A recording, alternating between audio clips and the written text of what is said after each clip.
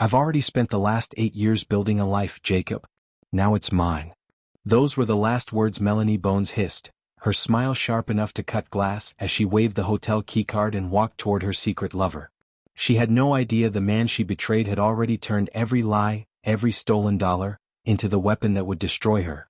What happened next will leave you questioning trust, betrayal, and the price of self-respect. Please subscribe, like, comment and watch till the ending to share this interesting to family and friends. My name is Jacob Bones, and for most of my 36 years, I believed life rewarded the people who followed the rules. I grew up in a cramped duplex in South Dallas, with a mother who scrubbed motel bathrooms during the day and stocked grocery shelves at night. She used to tell me, "Stability is a man's strongest currency, Jacob. Don't ever gamble what you can't earn back." So I didn't gamble. Not with money. Not with my time. Not with my heart. Maybe that's why the moment everything collapsed felt so unreal, like I'd accidentally stepped into someone else's life. It started the night my wife, Melanie, walked into our home smelling like a perfume I didn't recognize and wearing an expression I'd never seen on her face. Her hair was mussed, not in a windswept way but in a someone's hands were in it way. I reached out gently, instinctively, the way a husband does when something feels wrong.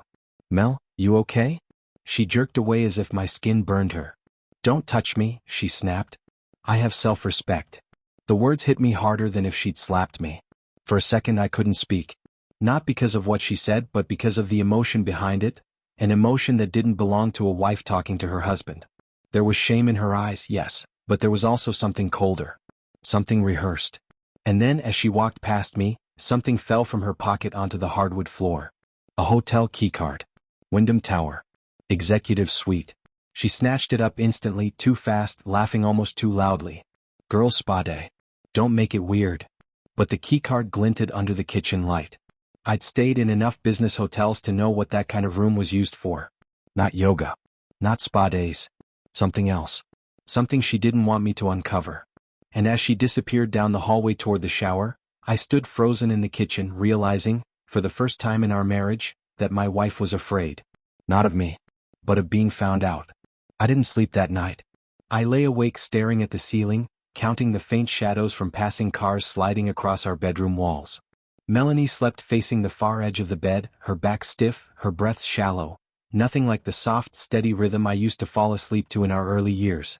Back then she curled into me like I was the safest place she knew. Now she clung to the edge like the bed itself was contaminated. I kept replaying her words, "Don't touch me. I have self-respect." They didn't sound like something she'd say. They sounded like something someone else told her to say. And that scared me more than the hotel keycard. In the morning, she avoided eye contact, moving around the kitchen like she was navigating landmines. She kept her hair pulled back tightly, a style she only wore when she was hiding something, stress, guilt, or a lie she was preparing to defend. The scent of that unfamiliar cologne still lingered faintly on her jacket. As she reached for her purse, her phone buzzed on the counter. She froze. I didn't. I picked it up and looked at the screen before she could snatch it back. A message preview. "Same time tomorrow?" D. Not a spa friend. D. Not a coworker she casually saw. D. Someone she didn't want me reading messages from. Her face drained of color. It's Danielle from yoga," she stammered, stretching a smile so thin it looked painful. "We're, doing a private class." "A private class?" "In an executive suite." I set the phone down slowly, deliberately. "So, you're doing yoga tomorrow?" She swallowed hard. "Yes, of course." But her voice cracked on course the way it always did when she lied.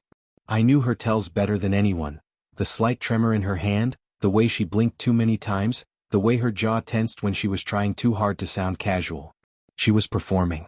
Acting. Hoping I'd buy the script. The problem was Melanie had never been a good actress. As she hurried out the door, I watched through the window as she got in her car. Instead of driving toward her yoga studio like she claimed, she sat there gripping the steering wheel, trembling. Like she knew her story was falling apart. Like she knew I was starting to see the truth. Please don't forget. Subscribe. The message from D. echoed in my mind long after Melanie drove away. I stood in the quiet kitchen, staring at the faint condensation mark her coffee cup left on the counter, wondering how long she'd been slipping from me, and how long I'd been too blind to see it. I tried to convince myself that maybe, just maybe, I was overreacting. Maybe D. Really, was Danielle from yoga? Maybe the keycard wasn't what it looked like. Maybe the cologne smell had some innocent explanation. But denial is a fragile thing. And mine shattered at 2:17 p.m. That's when I decided to drive to her yoga studio. The building sat in a converted warehouse, glass windows exposing rows of women in leggings stretching on mats. I scanned every corner of the room. No Melanie. No Danielle. No private class. Nothing. The receptionist, a friendly woman with braided hair, recognized me instantly. "Oh hey. You picking up Melanie again?" "Just checking something," I said. "Is she in class today?" The receptionist frowned. "No, she hasn't been here in weeks." Weeks. The floor beneath me felt like it shifted. Trying to keep my voice steady, I asked, "Does an instructor named Danielle teach private sessions?" She shook her head. "There's no Danielle on staff. No Danielle. No yoga. No truth."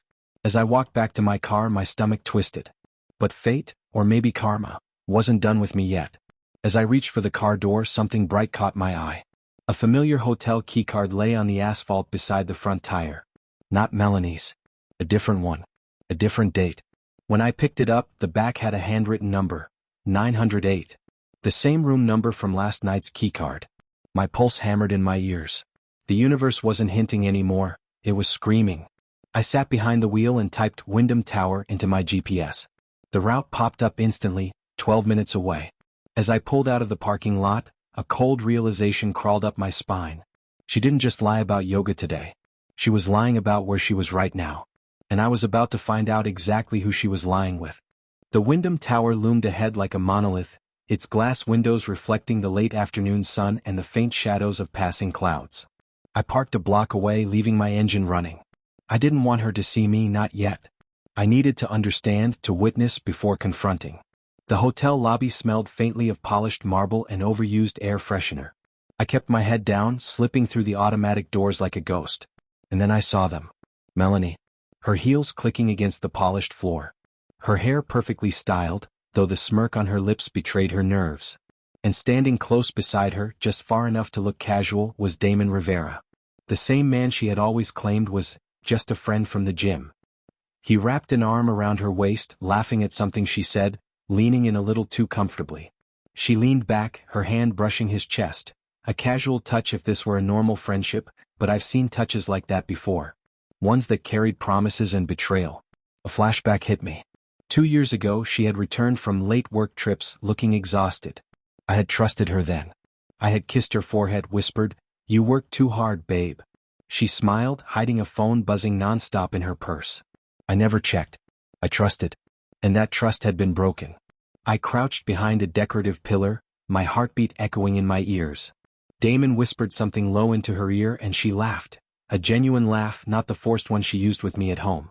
My stomach twisted. Backstory surfaced. Damon had a reputation, a whisper in the gym community that he thrived on married women seeking attention and thrill. Melanie had always craved attention, complaining about my quiet life, while secretly seeking excitement elsewhere. I watched as she handed him the hotel keycard, our same keycard, the one she dropped in my kitchen days ago. My hands clenched into fists. It wasn't just a lie about yoga. It wasn't just a flirtation. It was deliberate. It was calculated. And for the first time, I didn't feel heartbreak. I felt clarity. The next step had to be silent. Careful. Precise. Like an engineer dismantling a bridge, piece by piece, before anyone noticed it would collapse. Please don't forget to subscribe. That night, I didn't sleep, didn't eat, didn't move except to pace the apartment like a man building a case brick by brick. Melanie returned home hours later, her heels clicking against the hardwood as if she were unaware that I had spent the day seeing the truth with my own eyes. She smiled at me, the kind of smile I once melted into, but now it was brittle, forced. "How was yoga?" I asked casually, carefully, my tone calm, even gentle. "Restorative," she replied, sipping wine with deliberate elegance. "Why do you ask?" I watched her. Really watched her. The slight tremor in her hand, the way her eyes flicked toward the floor when she answered. Every movement, every hesitation, every micro-expression betrayed the performance. Backstory: Melanie had always claimed that emotional distance in our marriage was my fault. I'd stayed late at the office, pulled double shifts, calculated budgets for strangers while she felt neglected. She used to accuse me of being cold and unfeeling, while secretly plotting attention elsewhere. That accusation now felt like irony so sharp it cut. I took my phone from my pocket under the table. The bank app opened to our joint account. Numbers flashed. Numbers that made my heart sink in a familiar way, $23,000 missing. I remembered her words from last year, "It's just a temporary transfer. I'll pay it back, don't worry." And I believed her.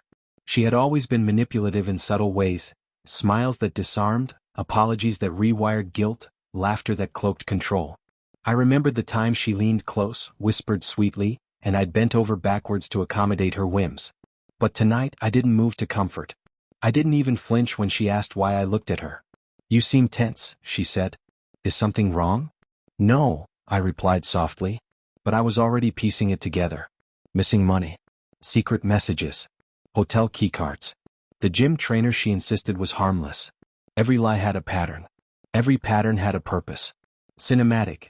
The wine glass reflected the warm kitchen light, her face partially illuminated, shadows casting doubt over her features.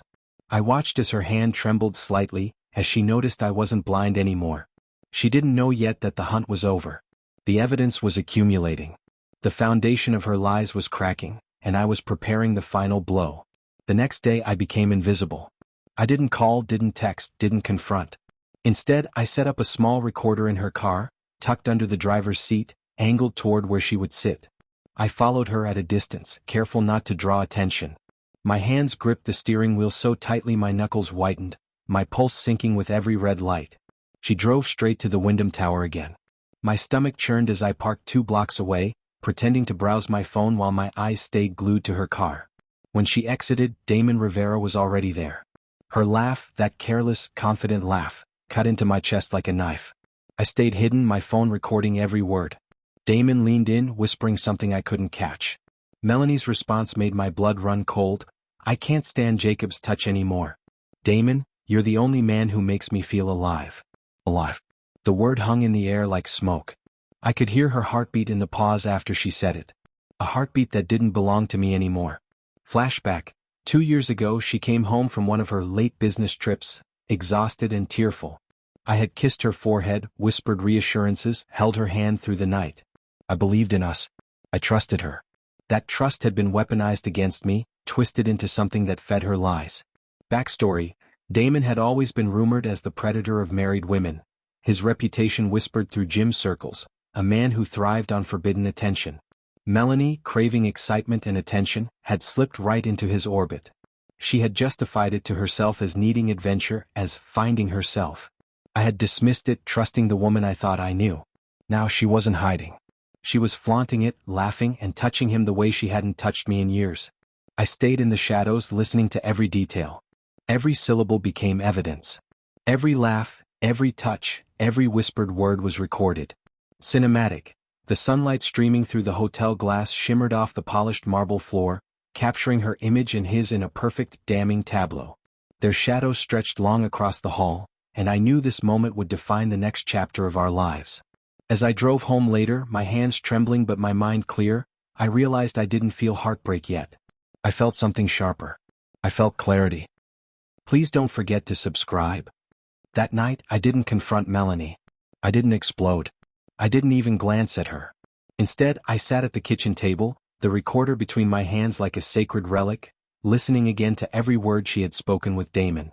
Every laugh, every whispered promise, every stolen touch. I replayed them until the anger became precise, surgical, and cold. I called my lawyer, a sharp woman named Vanessa Crowe, someone I trusted because she had grown up in a family that prized justice above sentiment. I explained everything, the recordings, the missing money, the keycards, the lies. She listened quietly, letting the weight of the betrayal hang in the room, then said 3 words that would change everything. "You're sitting on gold." Backstory. I had learned early from my mother that the best way to survive betrayal wasn't to fight immediately, it was to wait, to gather proof, to let the truth become unstoppable. Vanessa reminded me of that lesson, and for the first time in years, I realized I had the advantage. I spent hours drafting folders, organizing evidence, printing screenshots, bank statements, hotel confirmations, recordings. Every tiny betrayal became tangible proof. Every lie she had whispered, every manipulation she had perfected over the years, was now a tool I could use. Cinematic.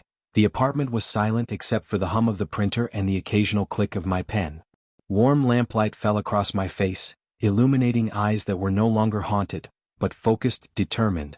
Papers stacked neatly in folders labeled financial audit, proof of affair, correspondence. Flashback. I remembered how she had once accused me of being emotionally distant, how she claimed that my focus on work and stability suffocated her. I had bent over backwards to meet her halfway, to soothe her anxieties, to prove my love. But now those same moments of compromise became evidence of her entitlement, of the manipulations she thought she had perfected.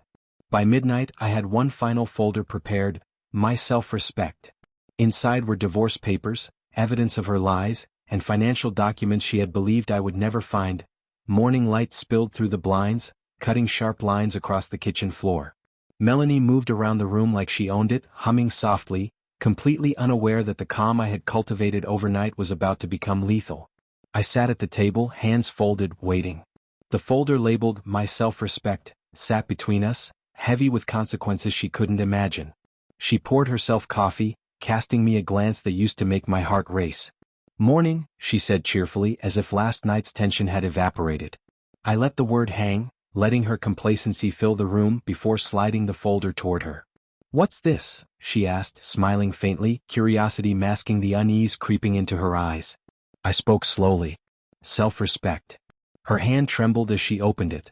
Inside, divorce papers, financial records showing the missing $23,000, hotel confirmations, and the recordings of every word exchanged with Damon. I watched her face shift from curiosity to shock, the faintest flicker of panic in her eyes. Backstory: years ago she had insisted we draft a prenup, claiming it was just protection in case life went sideways. I had added a hidden clause about fidelity quietly, knowing it would never be needed. She had signed it without reading. She had trusted me. That trust was about to destroy her. She gasped. "Jacob, you can't." I interrupted softly, deliberately. "I can." And I did. Cinematic. The morning sun hit her hair as she backed away slightly, the shadows elongating behind her like the consequences she had ignored. The kitchen light reflected off the stainless steel appliances, the glow casting a cold halo around the evidence that held her entire betrayal. She sank into a chair, face pale, voice trembling. You can't take everything." I leaned forward, voice quiet but firm. "You told me last night you had self-respect. I finally found mine. And it's expensive." Flashback. I remembered her accusations of emotional neglect, the nights I stayed late at work, the weekends she claimed I ignored her. Every compromise I made, every effort to preserve the marriage, had been twisted into entitlement she could manipulate. Her hands shook as she reached for the documents, but I held the silence, letting her realize that every step she had taken to betray me had been anticipated. For the first time in years I felt calm. Collected. Dangerous in the way someone who has been wronged and has prepared perfectly for retaliation feels. I leaned back in my chair, staring at the folder, imagining her reaction when she opened it tomorrow morning. Please don't forget to subscribe. Melanie's world began to unravel in real time. Her hands trembled over the folder, eyes darting across the documents, and I could see the gears turning, trying to plot a way out. But there was none. Every lie, every omission, every whispered excuse she had crafted over years now worked against her. "Jacob, we can fix this. Please, I need you," she begged, voice cracking, tears forming at the corners of her eyes. I watched her carefully, leaning back in my chair, calm as a predator. My anger had transformed into something colder, something meticulous. Cinematic. Morning sunlight poured through the blinds, hitting the edge of the table and casting sharp lines across the folders. The coffee steam rose lazily, a stark contrast to the tension that filled the room. The camera would pan slowly from her face to the neatly stacked evidence, each piece a nail in the coffin of her betrayal. Flashback. I remembered the nights I held her, whispered reassurances into her hair, worked tirelessly to provide a home and security. I remembered her accusations that I was emotionally distant, how she claimed she craved attention and adventure. I had bent myself around her desires, sacrificed, compromised, but she had done the same for no one. Her phone buzzed. She picked it up, hoping for a lifeline, and froze. A text from Damon. Did he find out? "I'm not taking the fall for you." Her eyes widened, her final illusions shattering. She realized Damon had abandoned her, leaving her to face the consequences alone. Backstory. The hidden credit line she opened in my name, the money she siphoned, the late-night business trips, all of it had been meticulously documented. Years of manipulation, greed, and betrayal boiled down into a folder she could not escape. I stood slowly, every movement deliberate. You told me last night you had self-respect. This morning I finally found mine. Cinematic. The camera would tilt down as she collapsed into the chair, her face pale, the shadows stretching long across the hardwood floor, echoing her defeat. My silhouette in the doorway, calm, measured, unshakable, the contrast complete. Her final attempts at pleading, at bargaining, at crying were powerless. The truth was undeniable, the damage irreversible. Weeks passed, but the fallout never slowed. Melanie moved out of our apartment, her belongings packed into boxes that seemed to shrink in weight as her power and control diminished. Damon disappeared once he realized the legal storm was heading his way, leaving her exposed, vulnerable, and furious. Friends who had once whispered reassurances and taken her side vanished. Family members, blindsided by the truth I had gathered, turned their judgment on her instead. I moved into a smaller downtown apartment with a balcony overlooking the city. The skyline shimmered at night, each light a reminder of work done, battles won, and lessons learned. I kept my job, my sanity, and most importantly my self-respect. It had cost me sleepless nights, careful planning, and the emotional labor of preparing for a war she had started, but I had emerged intact. Cinematic. I stand on the balcony, the wind brushing against my face, the city's lights twinkling below like distant stars. I light a cigarette, exhale slowly, and watch as the smoke drifts upward, dissipating into the night. Shadows of tall buildings stretch long across the streets, echoing the long shadows Melanie's betrayals cast on my life, and now the ones she must live with. Flashback. I think of my mother, scrubbing motel floors while teaching me resilience. I remember the nights holding Melanie, whispering promises I thought were mutual. And I remember the cold, hard clarity I felt when I realized that love and trust, if not reciprocated, must sometimes be reclaimed and defended. But just as peace settled over me like a warm blanket, my phone buzzed. A number I didn't recognize. A message that made my pulse hitch. Jacob, it's about Melanie, you need to hear this. Cinematic. The camera pans out from my apartment balcony, rising above the city, the glow of streetlights merging with the stars. The wind catches the smoke from my cigarette, carrying the tension upward, unresolved, lingering, a subtle promise that this story is far from over. I stare at the message, the faint smirk of a man who survived betrayal flickering across my face. Self-respect had been reclaimed, yes, but secrets always have a way of breathing again even in the quietest moments. Fade to black. Please subscribe, like, comment and share for more interesting stories.